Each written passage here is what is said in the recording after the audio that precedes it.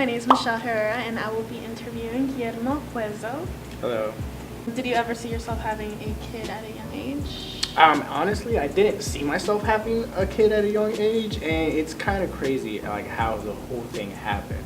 What was your ideal age? Well, my ideal age was, I would say like mid-20s, late 20s. Mid-20s? Okay. So now moving on to how long have you been doing YouTube for? Ooh, man. I've been doing YouTube since middle school, since like 7th grade. So it's been a minute. But seriously, seriously doing YouTube, I would say roughly maybe like a year or two. Maybe a year. That's when you took it seriously. Yeah, that's when I took it a little bit more seriously. Mm-hmm. When I first started, it was just like For stuff fun. with my friends. Yeah. It was like on an ugly toaster camera. It was like it was just for fun, and it was just like us doing videos of like random things that we would play in games and stuff like that. And it was just for fun.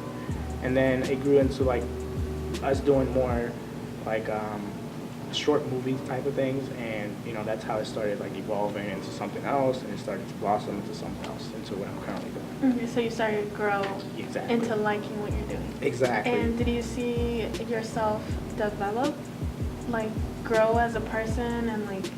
Yeah, with I that- feel like it did. I feel like it did because during like the process of us making those videos, I feel like it just made me More confident. more confident in like just being myself. So it's just like, and also with my friends, it's like we just had so much ideas and so much things that we just put up. So it's like it showed me that if you want to do something, you could actually make it happen. So How's your relationship with you and her family now and back then? well, back then, I'm pretty sure. Even now, I think they hate me. I just don't think they like me. But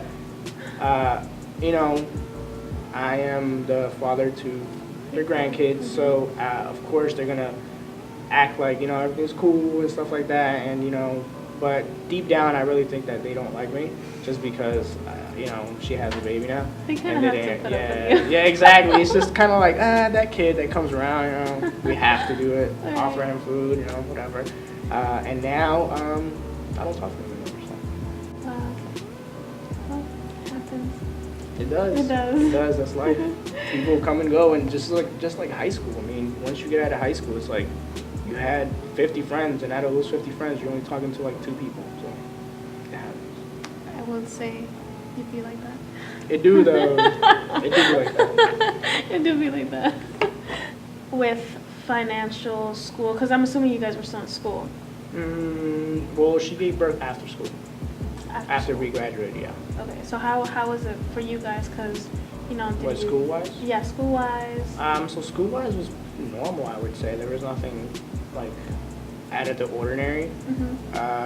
Did it interfere with your studies or anything like No, that? I don't think it interfered with my studies. I mean, I think it might have done the opposite. I might have actually focused more because I knew I had to graduate, and I knew I had that responsibility coming. So I think it just like pushed me and motivated me to do it even more, because I wasn't doing that good before. But after that, I feel like it did something positive. Motivation. Where were you guys when you found out that she was going We to were at home, and I was actually asleep, and she woke me up, and I think I have a whole video about it on my YouTube channel. It's like no, but I do have a whole video about it, and I was like on Snapchat, and I was like on Instagram, and it was just like I had to record everything. So. Okay. I don't know how I would feel if like my husband records everything. Well, see, it was like more for memories, because like obviously, so for example, let's say you did have a child and you went to labor and you did all this, and like in 5 years you're not going to remember exactly every little thing that went down. So it's like if you have video, you can go back and you remember every little thing. That whatever time you were freaking in pain, screaming, and 10 minutes later our son came out, and 10 minutes after that his first shower and stuff like that. So it's like those videos are very, very valuable When was she scared?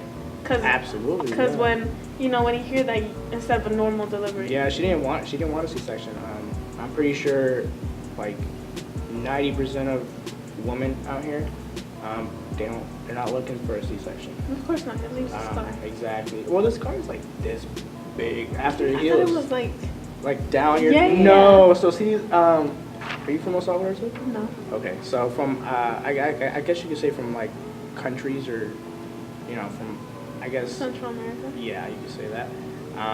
Their operations are very, very different. Cause like I know that's what I thought too. I was like, dang, she's gonna have a whole dang, and like down her body is gonna be weird. It's gonna, but no, it was just like a little cut, and well, at first it's like this big, but then after it heals, like after it really, really heals, it's like this big, and it's like below, your belly, so, like belly button, so you can't really see it. Wow, movies really. They do. They exaggerate, like cut a chainsaw and stuff like crazy. They do it over exaggerate that. It's not that big. It's like it's big. Okay, that's good to know. Everything went well. Yeah, everything's good. Like I said, we did have to stay at the hospital for like a week. And it was hospitals are the worst, and I don't like hospitals. It's just like depressing, and it's like sick people, and the food there sucks. Of course, I completely agree. But as long as she's okay. Yeah, as long as she was good. But I was just so ready to get out of there. When they were like, you're ready for discharge, I was like, bro, I didn't like I don't like holding other people's babies. Mm-hmm. I don't know. It's just me. I just feel like I'm gonna like break them or something. It's just I don't know. I'm scared to be honest. But it's like with my kid, it's like I'm gonna hold you and like I know you're fine. But like with other people, I don't know. It's just because other people are just so delicate with kids. But you were related to him. I know, but my uncle. I mean, I guess I just don't have that like You're not really strong, comfortable vibe with them. So I wasn't like really, really comfortable. I would hold them. I'd be like, yeah, this my baby. But I wouldn't like treat him like he was my kid. Like I do now. I just hold him, put him on my back. I couldn't do all that. So before your baby boy, you didn't have like experience like changing diapers, No. knowing how to carry a baby, pacifier, the baby bottle, nothing like that. No. And you. Well, I mean, the baby bottle, yeah. I guess that's pretty easy, but pacifiers too. That's like self-explanatory. But like when it came to changing diapers and like knowing, like them having rashes and like what type of products and stuff like that, and putting them to sleep and all that type of stuff, I wasn't familiar with any of that. And did you guys, because you guys were basically alone, did you guys have like any advice, or was anybody there to guide you? Because My dad. Your dad? Well, for me, my dad. Mm-hmm. For her, I don't know. So how did you guys learn how to, because there's really no way of knowing how to be a good parent. Well, it's kind of like when you get a puppy. When you get a puppy, and you get a puppy for the first time, they're just coming to your home, and you got to kind of learn as you go type of thing. Like, if you buy a certain food and they don't like it, they're gonna throw up. So you don't buy that food again. If you buy a certain clothes and you put it on the dogs, I don't know if you guys put clothes on dogs, but if you do and like they get rashed up or something like that, you don't buy that same fabric or you don't buy that same brand and stuff like that. So you learn as you go, basically. Okay. So yeah, because it's pretty difficult. I mean, It is. I had siblings, so that's how I learned. Well, that's how I'm going to. Yeah, learn. Yeah. I got you. Yeah, but my dad was a lot of the times when like when it came to washing his bottles and stuff like that, he would always tell me like get a pot, put some water in it, and just like boil the water, and then just put the bottles in there, and then just let them, I guess, clean up and just sit there for a little bit, and then that's one thing that he taught me. So. For any upcoming dad or teen dad, what would your advice be to them? Oh man, good luck. Try your best. Try your hardest. It's gonna be stressful. It's gonna be some days you're gonna be like, man, this sucks, but you just gotta pull it through. Just look at your baby and just that's your blood. Like you created that little human. You created that little human, and that's part of you. And he's always gonna love you, and he doesn't know good from bad. So you have to teach him. You have to be patient. Things that your parents didn't do, make sure that you do that and do more. But yeah, just be patient. Make sure you do the best and even more than the best to your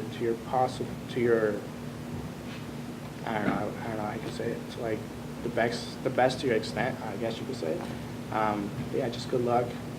It's gonna be a ride. It's gonna be good, bad, sometimes even worse. But overall, just good luck. Wish you the best.